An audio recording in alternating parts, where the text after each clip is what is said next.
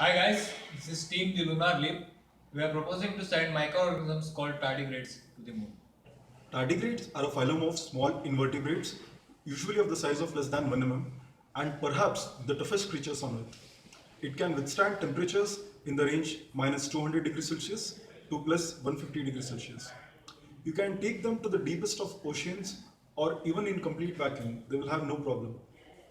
In fact, they can even survive without water, oxygen, and even nourishments.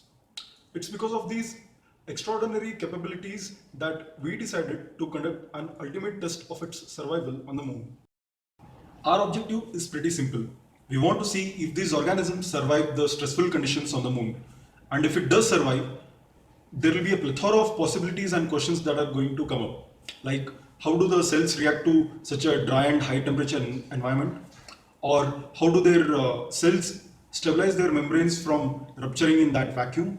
And if there are any damages that are happening, how do the cells repair the damages? These damaging parameters and also the damage mitigating mechanisms will not only help us understand the physiology of the organism, but also will help us design an ecosystem that can sustain on moon. This is the preliminary design of our experiment. This is the casing under which all the other components will be housed. Just for the sake of explanation, I'm going to hide the cylinder. This is the place where tardigrades are going to be kept and observed. This is the LED bulb for illumination, and this is the microscope. This is the camera, and it is connected to the electronic console.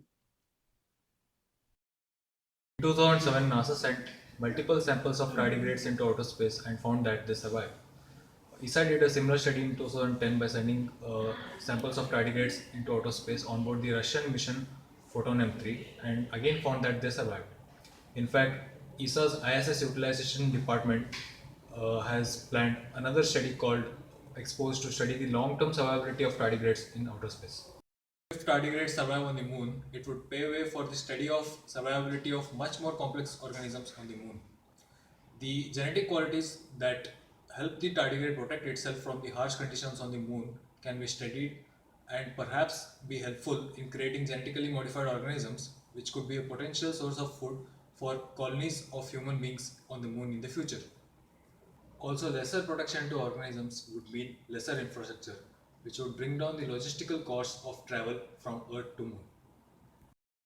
The tardigrades may grow, develop, propagate, and become an entirely new species on moon. But only time and this experiment and hopefully successive and more sophisticated ones will be able to answer that question.